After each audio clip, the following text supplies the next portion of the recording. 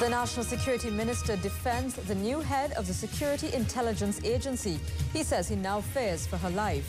Good evening and welcome. I'm Charlene Ramdani. This is the 7 o'clock news on CNC3. Good Friday evening. I'm Roger Sant. In the headlines tonight, tough-talking opposition leader gives government an ultimatum. Remove new SIA head or risk losing opposition support on key issues. A portion of the roof and wall of the government printery collapses. Over 200 workers walk off the job. And in sport, Lendell Simmons happy after meeting with the West Indies chairman of selectors Clyde Butts. A strong defense tonight of the newest and youngest head of one of the most controversial agencies in the country, the Security Intelligence Agency. National Security Minister Brigadier John Sandhi says despite public criticisms, 31-year-old Reshmi Usha Ramnarine is well qualified for the job. But he now fears for her life following publication of her picture, and in yet another twist to the saga, President George Maxwell Richards distances himself from the appointment. More from Melissa Williams.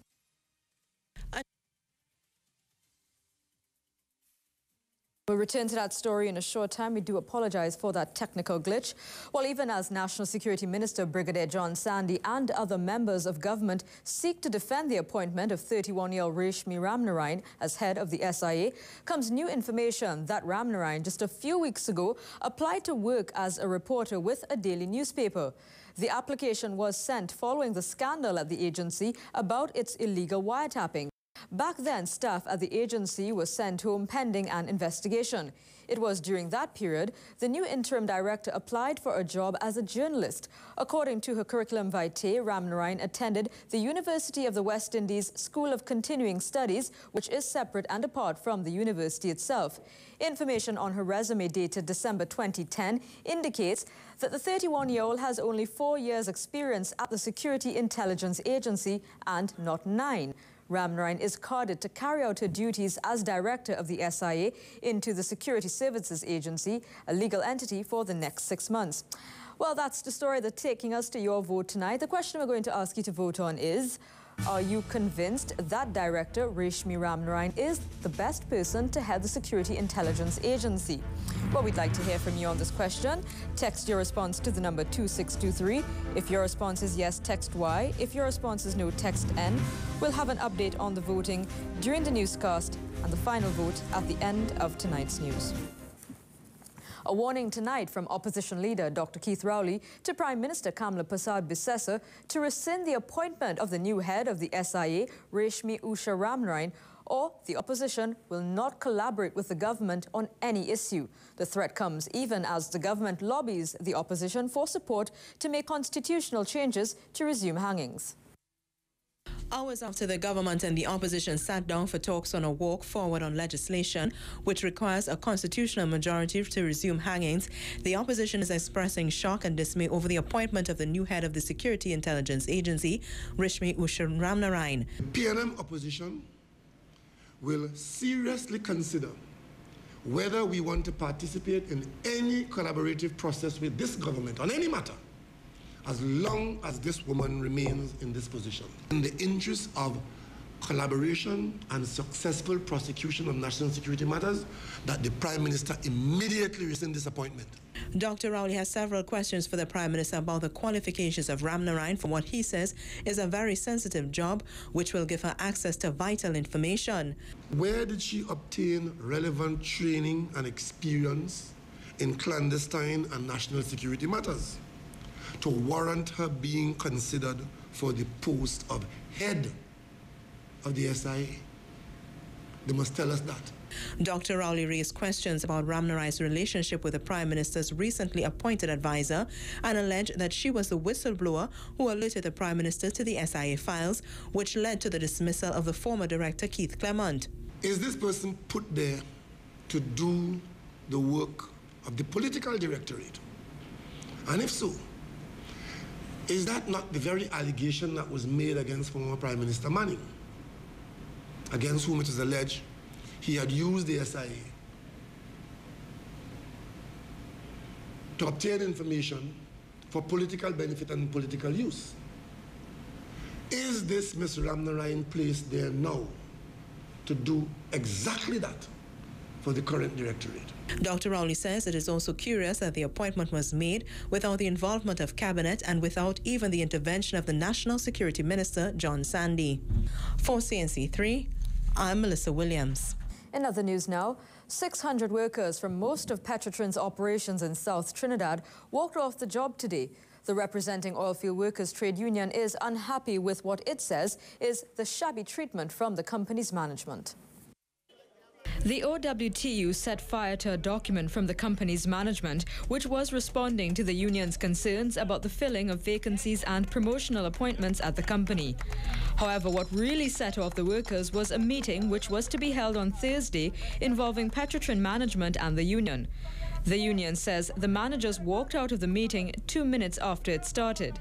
We believe that is gross disrespect on the part of our union, the part of our executive, and by extension, all the members of the trade union. That is a disrespect. However, Petrotrin is alleging that the union declined an invitation to start the meeting in the absence of OWTU President General Ansel Roger, whom they were unable to reach. At 10:10, an hour and 10 minutes after the meeting was due to start, the chairperson of the meeting advised that it should be aborted and a new date set. However, the union says there are numerous issues outstanding, and Friday's shutdown of operations at most plants, from Santa Flora to Penal to Point Fortin and at Trinmar, was to highlight concerns. We have given them a response moratorium to the one that they gave in not wanting to settle the issues.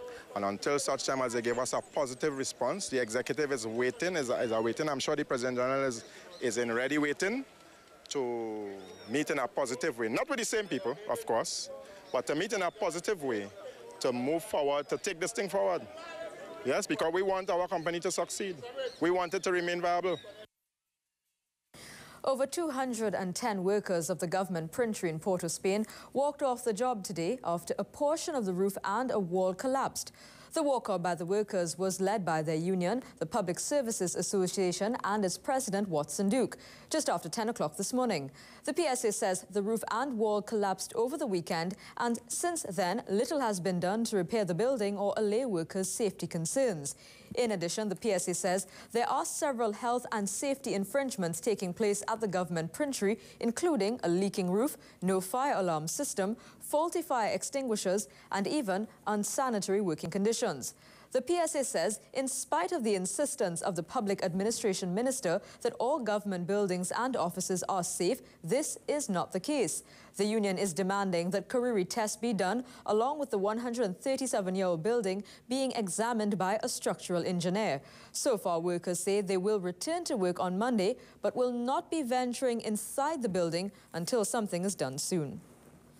The Ministry of Health says the lack of pipe-borne water in many communities and poor sanitation are the main culprits for the breeding of the Aedes aegypti mosquito, which causes dengue. More from Kamal Georges. The Ministry of Health says citizens' behavior is the main driver behind dengue. While the ministry accepts its role in combating the virus, it says citizens contribute significantly through poor storage of water and unsanitary habits. Speaking at a meeting of Parliament's Joint Select Committee, Chief Medical Officer Dr. Anton Cumberbatch says much of the breeding of the Aedes aegypti mosquitoes takes place around people's homes. Any container that you have in and around your homes, all the cups, all the bottles, the barrels of water. So a big problem in Trinidad and Tobago with respect to recurrent infestation over the years is where you do not have pipe-borne water.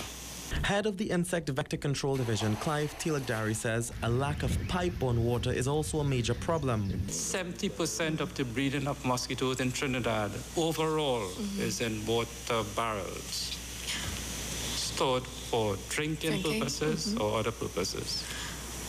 In some localities, it may be buckets. Chief Medical Officer Dr. Anton Cumberbatch believes there needs to be a behavioral change in citizens, since littering also contributes significantly to breeding of the Aedes aegypti mosquito. Once we continue to have garbage around the house, in and around the house, you will continue to have mosquitoes and rat infestation. The Ministry of Health says it carries out its vector control duties on a daily basis and will continue so to do. But Dr. Cumberbatch says unless citizens change some of their habits, dengue will remain a major health problem. For CNC3, I am Kamal Georges. Justice Minister Herbert Volney says he is on the mend and expects to be released from the Eric Williams Medical Sciences Complex as early as tomorrow. Minister Volney says his ailment has nothing to do with complications following bypass surgery in June last year. He says he had the virus and because he was not getting much rest, had a relapse on Wednesday night. He was admitted into the hospital at around 9 o'clock on Thursday morning on the instructions of his doctor. He admits that he, along with other government ministers and the Prime Minister, have been working long hours to meet the needs and expectations of the people. Minister Volney says he expects to be back on the job by the middle of next week. Doctors have advised him that after he is released from the hospital, he should continue to rest. Housing and Environment Minister Dr. Rudra Munilal has also confirmed that Prime Minister Kamla Prasad Bissessa has the virus. And returning to an earlier story now, where National Security Minister Brigadier John Sandi says despite public criticisms, 31-year-old Reshmi Usha Ramnarayan is well qualified for the job as the head of the SIA, but he now fears for her life following the publication of her picture. A new controversy has been ignited involving the Security Intelligence Agency and the appointment of its new director, 31-year-old Reshmi Usha Ramnarayan. On Friday, published reports questioned the move to name Ramnarayan as head of the agency, given her age and purported close relationship with the Prime Minister's advisor. Already, His Excellency President George Maxwell Richards has distanced himself from the January 14th appointment of Ramnarayan, saying he was out of the country at the time. Instead, Acting President Timothy Hamill-Smith issued the appointment. But Ramnarayan's climb to the top of the agency over officers who have amassed service equal to her age even grabbed the attention of opposition leader Dr. Keith Rowley, who attempted to raise it as a matter of urgent public importance. Mr. Speaker, the matter is of public importance since the appointment of an unqualified junior officer could severely prejudice the public security interests and compromise national security efforts, both local and regional. The House Speaker, however, denied the motion.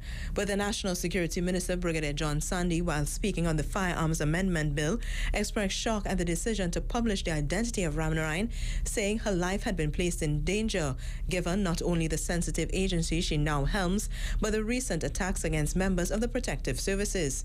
I find it irresponsible of anyone to name those involved in such I'll show the photograph. an acute arm of our national security. He also sought to clarify the appointment, saying it was above board and was all part of the transitioning of the SIA. The appointed director was done so to head the SIA, was not done so to head the SIA as claimed in the article. That appointment was to assist in the rationalization, streamlining, and amalgamation of the SIA into the SSA. The Security Intelligence Agency shot into the spotlight in October last year after it was revealed that the top secret agency had been illegally wiretapping the phones of citizens. For CNC3, I'm Melissa Williams. Let's go across to Roger Sant now to get a glimpse of what's coming up in our Sportscast later. Roger.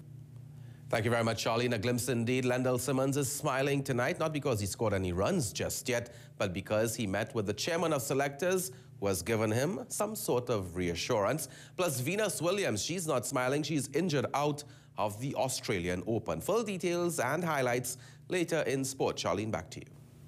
And let me just remind you of the Your Vote question. The question we're asking you to vote on tonight is, are you convinced that Director Reshmi Ramnarayan is the best person to head the Security Intelligence Agency?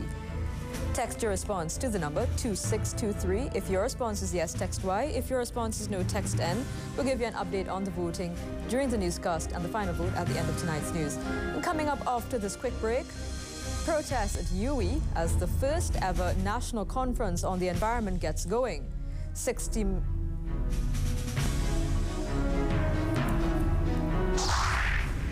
million North End grandstands at the Queen's Park Savannah nearing completion. A UWI lecturer makes a case for legalizing prostitution.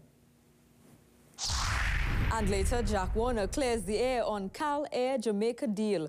This is the 7 o'clock news on CNC3. Stay with us.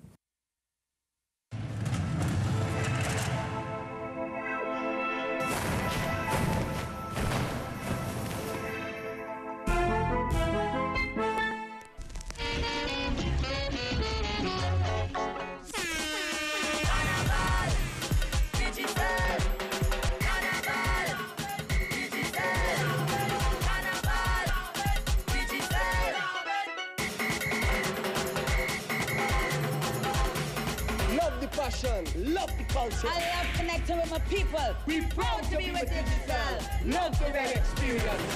Digicel. Welcome back.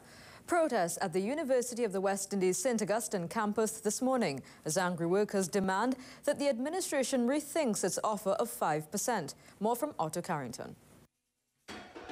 The first National Environmental Management Conference being held at UWI St. Augustine was interrupted on Friday morning by loud protests as workers gathered outside the JFK Lecture Hall.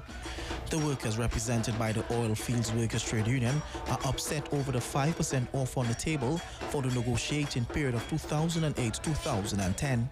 OWTO President at UWI, Kurt Stewart, says the workers' protest was to draw the attention of government officials at the environmental conference. We are here to further our continuing struggle that we have embarked since last year. We have outstanding negotiations that have been happening. The government's ridiculous offer of 5%. And we understand that government ministers are here this morning, so we are here so that they could see that things are not normal at the university. Over 1,000 workers from the administration and other skills department took part in the protest. Mr. Stewart says given the rising cost of living, 5% is just not enough. It was established since last negotiation that UWI workers are not public servants. We don't share the same union. So therefore, we should be treated differently. And we are asking to be taken out of that peg. He laments that although the government of the People's Partnership had promised to put the concerns of workers on the front burner, it's just not happening. Because of the workers in this country that they were able to go into office, and we were said that they're going to put us on the front burner. So we must remind them of that. So government must act and act very quickly to have these outstanding negotiations settled. For CNC3, I am Otto Carrington. Housing and Environment Minister Dr. Ruda Munilal says a legal notice is being prepared to make the Green Fund available to all environmental groups in this country. The minister was speaking at the launch of the first national conference on the environment at the University of the West Indies. More from Otto Carrington. An historic national conference on the environment at the UWI St. Augustine campus on Friday as stakeholders came together to formulate a national policy on the environment. Delivering the feature address, Environment Minister Dr. Ruda Munilal assured that his ministry will be guided by the document from the stakeholders. He also announced that environmental groups will soon be receiving financing from the Green Fund. We are today finalizing the publication of the legal notice and legal order pursuant to opening up the Green Fund for all the NGOs in Trinidad and indeed in Tobago.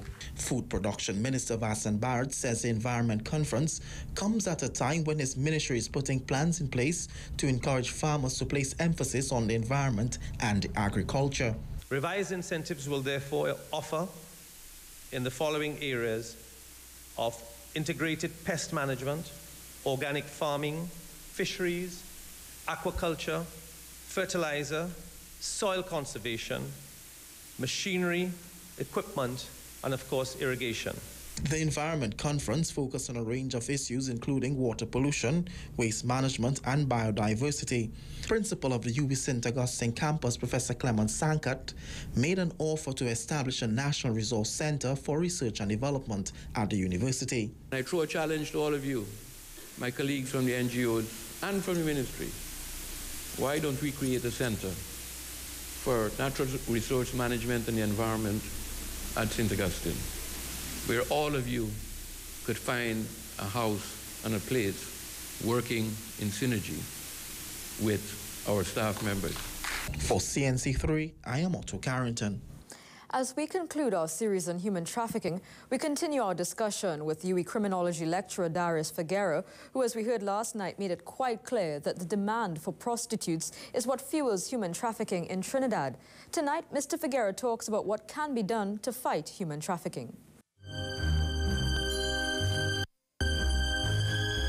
Men are all victims of human trafficking, a point that tends to be overlooked and sometimes forgotten. Nobody speaks about them because they are men. So in the Caribbean, you find there are increasing amounts of men who are being trapped and drawn into it. And you know, when you're dealing with males, you will tend to be very violent if you are forcing them to do things that they didn't cater on. So we're not only talking about the men who are in the sex trade, right? We're talking about classic human trafficking, where you tell them, give me $5,000, let's have work over there for you, etc., etc. They pay you the $5,000. When you reach, you lock them up in a house, and then as nightfall, you see cars pulling up and men coming to have sex with them. In fact, you had one case in Trinidad. They brought them in from Suriname. And they moved them from Trinidad and they put them in Curacao. And when they were in Curacao, the one got away and went to the police. And that became an international issue. After listening to what Mr. Figueroa's research has revealed about human trafficking, it may seem like we can't win this fight. But he believes it is now time to start a raging debate on prostitution in this country because sex workers need to be protected. He is proposing a radical approach to dealing with human trafficking in Trinidad, legalizing prostitution. The fact of the matter is, the supply is so organized and so efficiently moved around to match demand that the fact of the matter is the debate now has to go in another dimension. But you know, in Trinidad and Tobago, we don't really talk much about sex work. Is the issue to be handled with more and more law? Never mindful of the issue of there is law, but who is doing the policing? So we must now look at this in another real dimension. So we must insist on handling the smuggling and the trafficking, because you cannot have any and everybody walking through your borders at will. It is a complex social order that throws up complex phenomena that needs complex analyses. But we feel that everything must finish in a 5-second soundbite. And the latest 5-second soundbite is law, legislation, legislation, legislation. While the Caribbean is unique when it comes to human trafficking, Mr. Figueroa says legalizing prostitution is only one way to deal with the matter, because at the end of the day, the sex worker is the one that has to suffer. As long as prostitution is illicit, the profits to be maximized explodes. That means the exploitation of the worker, the sex worker, explodes. Because remember, it's illicit. To get as much as out of them. Nobody protects them. It's illicit. Nobody protects them. And that means the bribes that you can pay to the state agencies to protect your criminal enterprise also explodes. So it's not just about legislation. No, because you see, remember, my focus is on the worker. The person is a sex worker. And since it is illicit, they have no protection. In the case of the Caribbean, what we have today is that in the Caribbean, we have developed the phenomena, uniquely Caribbean, because people don't understand how unique Caribbean reality be, is that we have developed the phenomenon where we have transnational organizations involved in transnational movement of sex workers. And these same organizations that are moving these sex workers around the Caribbean basin are also involved in trafficking illicit drugs and small arms. So it's a maximization of profits.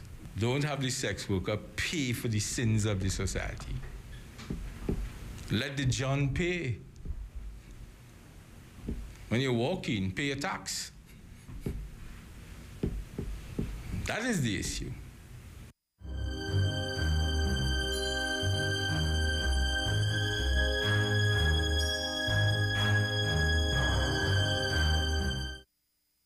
And that's how we end our series on human trafficking, speaking to UWI criminology lecturer Darius Figueroa.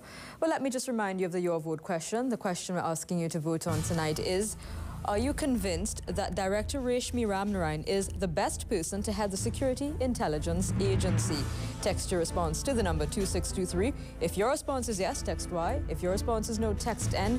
We'll give you an update on the voting coming up after the sportscast with Roger, and a final vote at the end of tonight's news. And big news today out of the Australian Open, I hear. Venus is out, injury? Yes, she had an injury a couple of days ago. Today, her match just lasted about 10 minutes and she had to drop out because injury, fashion related? No, nothing to do with the fashion. And she changed the dress today, by the way. I can't wait to see it. Have a look at that coming up after the break on sports. Lendl Simmons says he's happy after meeting with the West Indies chairman of selectors. Kyron Pollard is returning home. We'll tell you why. Fatima sips some Carib in indoor hockey.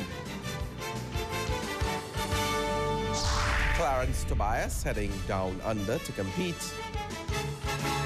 And we'll introduce you to the dancing boxer, all next.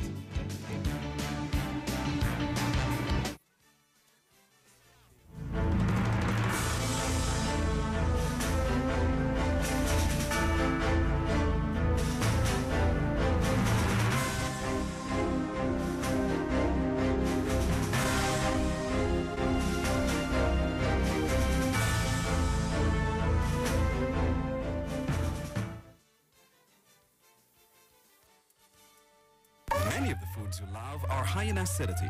Introducing new Colgate Sensitive Enamel Protect. Because common foods high in acidity can cause enamel erosion to your teeth, which could leave them feeling sensitive. Colgate Sensitive Enamel Protect has a dual action that protects your sensitive teeth and strengthens them against acid erosion by remineralizing tooth enamel day after day. So if you want to protect your sensitive teeth and help protect against acid erosion, start using new Colgate Sensitive Enamel Protect.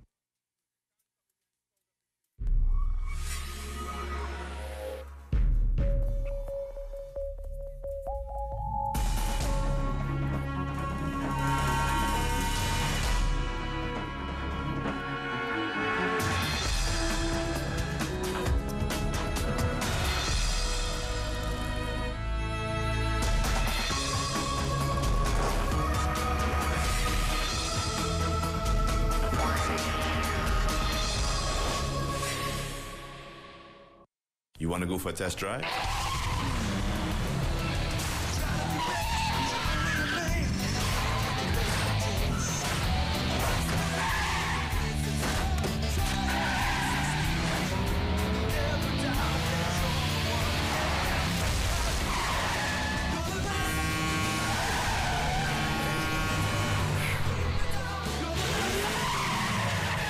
Ford Focus from McInerney Motors. Test drive one today.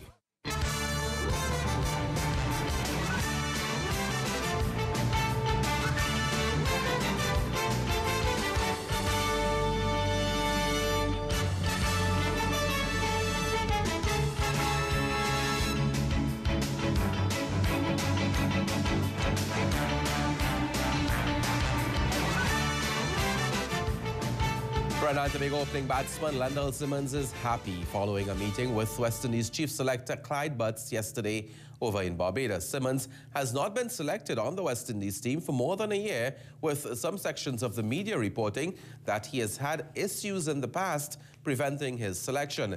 Yesterday, Simmons, Butts and TNT captain Darren Ganga met, and afterwards Simmons said, quote, "We spoke a lot and about varying issues, and we both shared our side of the situation. At the end of it, I was given the assurance that there is a place in West Indies cricket for me, and this has left me feeling good. From what I understand now, it is a matter of addressing the selectors with performances on the ground and leave it up to them, and this is, in my opinion, is fair enough." End quote. Well, he will get a chance tonight as he will be in action later when the Trinidad and Tobago team face Barbados in a crucial match that will determine which team wins Group B in the Caribbean T20. That game gets going at just about 8 o'clock tonight over in Barbados. And the Windward Islands last evening topped Group A with a 17-run win over Jamaica. The Windwards got impressive batting performances from Devon Smith and Kennedy Lesporis. Andre Fletcher and Johnson Charles gave the Windwards a steady start. Their partnership produced a 35 before Fletcher was bowled by Krishma Santoki. Charles swatted this 6 to take the Windwards to 41. New bat Keddy Lesporus with a pull for 6, 62 for 2. World Cup bound Devon Smith took some time to get going, but once he did, he looked comfortable. Lesporus was bowled for a well-played 50 by Jerome Taylor. New batsman, the Windies captain Darren Sammy was out for only 3, 149 for 3. Smith had a top score of 58 as the Windwards reached 165 for 5.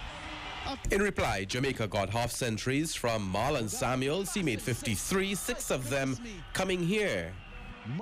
And Captain Wavell Hines ended with a tough 54, but they did not have enough firepower to go past the Windwards, reaching only 148 for 5 in their 20. The Windwards winning by 17 runs. To top that group, well, back at home now, the Riyadh Emirate 11 continued their dominance today in the ongoing 3-day trial match being played at the National Cricket Centre in Balmain, Vancouver. Having bowled out the Gibran Mohammed 11 yesterday for 233, Emirates team went on to post a mammoth first innings total of 465 on day 2. There were big contributions from Anil Kanhai, who stroked 141, and young Stephen Katwaru, who blasted 152. Dave Mohammed helped himself back in contention for a spot on the national team, taking 6 wickets for 105 runs. The Mohammed 11 in their second turn at the crease reached to stumps at 113 for 3. Speaking with us, national selector Ranjit Anand gave his thoughts on TNT's preparation. People have started to perform. It will give the selectors an opportunity to, or they have given the selectors a chance to look at them. Now we as selectors have to take everything into consideration. These guys are performing, so we are glad to see players performing. I can remember last week we had a player scoring back-to-back centuries. Kieron Pollard is returning from Australia to the Caribbean to start World Cup preparations with the West Indies. Pollard has helped his club, the South Australia Redbacks, to the top of the Big Bash table, but has played his last game for them. Pollard's hitting reaped 148 runs, had a competition-high strike rate above 187, and he claims 6 victims with his medium pacers to be second on the wicket-takers list. But reports out of Australia say they will have to do without Pollard for the rest of the tournament, as he's on his way back home, having been selected in the West Indies 15-man squad for the World Cup and having to take part in pre-World Cup preparations. Staying down under, Australia beat England by 46 runs last evening to go 2-up in the 7-match one-day international series being played in Hobart. England opted to bowl first after winning the toss, and they would have been delighted with the start as Australia were reduced to 33 for 4. However, a compactor century from Shaun Marsh and a valiant 43 from Cameron White saw the Aussies to 230 all out in 48 overs and 2 balls. Pacers Ajmal Shahzad and Chris Tremlett shared 3 wickets each. In England's turn at the crease, they suffered a similar fate. They were reduced to 36 for 3. However, they were dismissed for 184. Jonathan Trott and Ian Bell made 32 each. Doug Bollinger did the damage for the Aussies, taking 4 wickets for 28 runs. Corona Fatima started their campaign in the Veterans Division of the National Hockey Indoor Competition on a positive note last evening. A hat-trick from Dean Neves was enough to give Fatima victory over arch rivals Caribs at the Woodbrook Youth Facility. More from Astel Wren. Fatima with his left-sided attack, and Dean Neves rolled back the airs as he opened his team's account with a sliding goal. Some 4 minutes later, Hilary St. Louis had the easiest of tapping to draw Caribs level on the score sheet, 1-1 the scoreline. And that's how the score stood at the end of the first half. On the resumption, Dean Neves was on target once again to give Fatima a 2-1 lead. In the 24th minute, Neves completed his hat-trick as Fatima took a 3-1 lead. And just before regulation time, Fatima's Colin Young scored from a short corner to give his team a 4-1 lead. And the scoreline remained unchanged at the final whistle. Corona Fatima came away winners by 4 goals to 1. Reporting for CNC3 Sports, I'm Aston Wren. And that tournament is ongoing through the weekend. Well, horse racing continues tomorrow at Santa Rosa Park and Arima with an 8-race card. The Caribbean Turf Championship will hold the spotlight, and the $100,000 contest is the 5th race on the program, expected to be run off at around 3:15 in the afternoon. 12 West Indian bred 4-year-olds and over. They have been declared to do battle over 1,800 meters on the turf. The field includes Windjammer, Caribbean Champion Stakes runner-up Sound of Thunder, Go for the Golden Mission King, Santa Rosa Boy, the Guineas winner in 2009, and Grand Revere, the recent winner of the Caribbean Turf Classic and defending champion Perfect Circle. Come February, this country will have a representative at the World Multisport Championship in New Zealand. 37-year-old Clarence Tobias will attempt to improve on his 2008 placing when he finished 147th from 800 competitors. He leaves on Sunday for New Zealand. Aston Wren has more. Clarence Tokotobi Tobias is as ready as he can be for his February 11th assignment, where he will be among the competitors in the World Multisport Championships. Tobias says he has been working on his paddling, the weakest of his 3 disciplines, the other 2 being running and cycling. Coming back to Trinidad, I learned from that, and I know what it takes in order to compete down there. So I spend a lot more time in my kayak now, paddle further, harder, and all of that. But again, they paddle in a river, flowing, moving water. We don't have that. We paddle out in the ocean. We have the wind to contend with and the tides. Apart from competing at the World Multisport Championships, Tobias will compete in the Anaconda events in Australia, which comes up during the months of March and April, respectively. His overseas stint should last 3 months, learning and improving his event. He's a very determined young man. He's a committed young man. And we take this opportunity to wish him well, the best of luck. And we look forward to hearing of his progress while he's there. He'll be there for almost 4 months, 3 or 4 months. And we look back also to his returning to Trinidad and Tobago and bringing back the wealth of information and his experiences to this country. Reporting for CNC3 Sports, I'm Aston Wren. Well, at the Australian Open today, Venus Williams dropped out 7 points into her match because of injury. And also going down today was Justine Henin. Last year's finalist fought with all her might, but came up short on the day. She wasn't 100%, playing with an elbow injury, and it showed. Henin committed 41 unforced errors. Kuznetsova won the first set 6-4, and then she did just enough to claim the second one in a tie break. This was Henin's earliest Grand Slam departure in 6 years. She admitted after the match that it was tough to keep up with her opponent in her physical condition.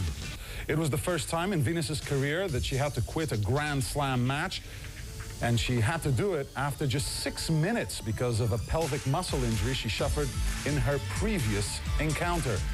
This is the latest in a series of injuries Williams has suffered in the last couple of seasons, and many people have started wondering if she will play on for much longer.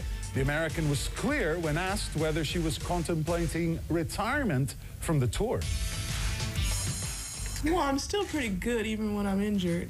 So, I mean, at the Open, I came pretty close to winning that tournament just on a hope and a prayer and just little to no preparation. And here, you know, I was grinding. And so I'm just going to focus, obviously, on getting healthy. Well, on a Friday, we like to end with something that will make you smile. And what else but some funny sports videos?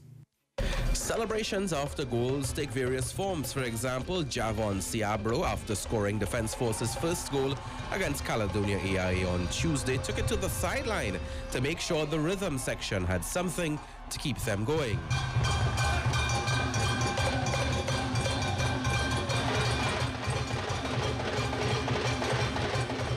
But that is tame when compared to this celebration of a goal in Iceland. Let's go fishing.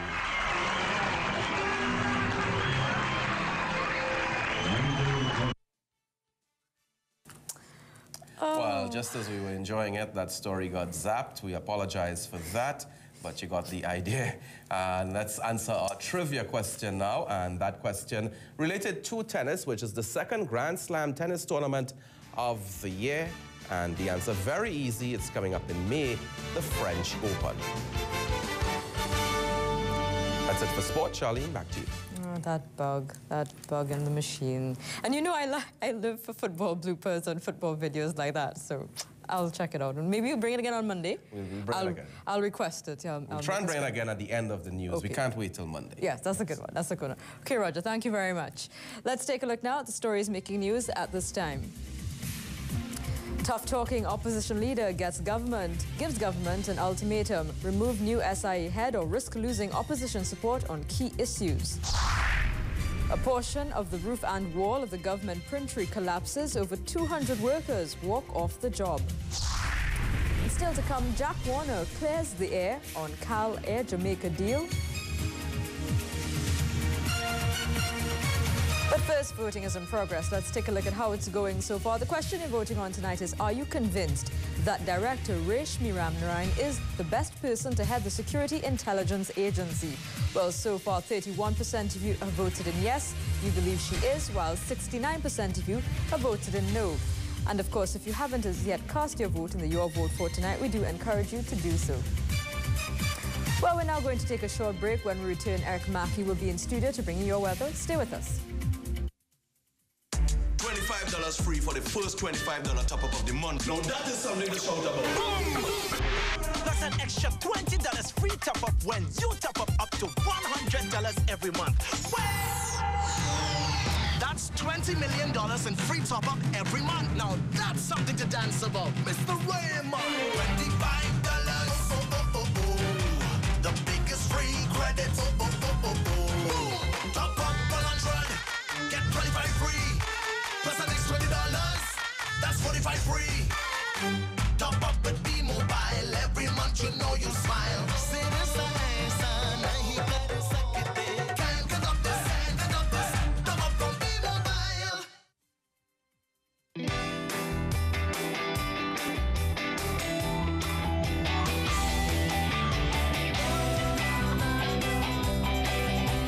Black and white, enjoy both sides of life.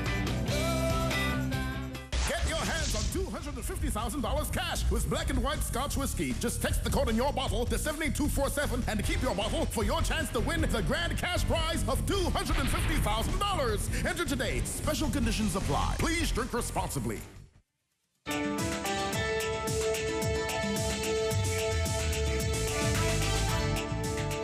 Lots of hot, sunny conditions today, but there were one or two brief showers here and there as was forecast, and we're going to see similar conditions right through the weekend. There's no significant weather producer anywhere in the Atlantic, but you got these little patches of low-level cloud with some moisture in them. They're coming in towards Trinidad and Tobago. They're reaching the land, they're rising a little bit, just enough to cause that precipitation. So we're looking at mostly sunny conditions throughout the weekend during the day, with just a brief shower here or there, particularly in the early morning and later afternoon. And at night, we're looking at generally fair conditions altogether. The data buoy out in the Atlantic still recording 17 to 20 knots, gusting up as high as 25 and occasionally even 27 knots. So that wind hasn't really come down at all. Forecast charts still showing that it's supposed to come down a bit over the weekend, but for the time being, the winds are high and the seas are high as a result. So be very careful if you go into the beaches this weekend. You're likely to have large breaking waves on the exposed shores on the north and east coast of Trinidad and all of Tobago. So the winds forecast is for 15 to 25 knots, 15 to 20 knots, gusting to 25 out of a mostly easterly direction. The seas are going to be 2.5 to 3.5 meters with an 8 to 10 second interval between swells. They're also out of a mostly easterly direction. Gulf of Paria should be around 1 to 1.5 meters. The Met Services are maintaining the rough seas bulletin for the offshore waters of both Trinidad and Tobago. Both sea bathers and operators of small craft need to be very careful in the seas this weekend. Trinidad tonight's going to be mostly fair, just a chance of a brief shower overnight. Tonight so will be 23 degrees. Tomorrow we're looking at mostly sunny and breezy conditions, chance of a brief daytime shower and a high of 32. Crossing Tobago tonight, mostly fair, chance of a shower, low of 24. And Tobago tomorrow, mostly sunny, chance of a brief shower during the day and a high of 31. Sun's going to rise at 6:29 a.m. and sets at 6:05 p.m. And the first high tide for Port of Spain will be at 6:30 a.m. and for Scarborough 5:25. First low tide 11:53 for Port of Spain and 11:17 for Scarborough. And that's my weather report for now. We'll take a short break, and when we come back, Charlene will have some more news for you.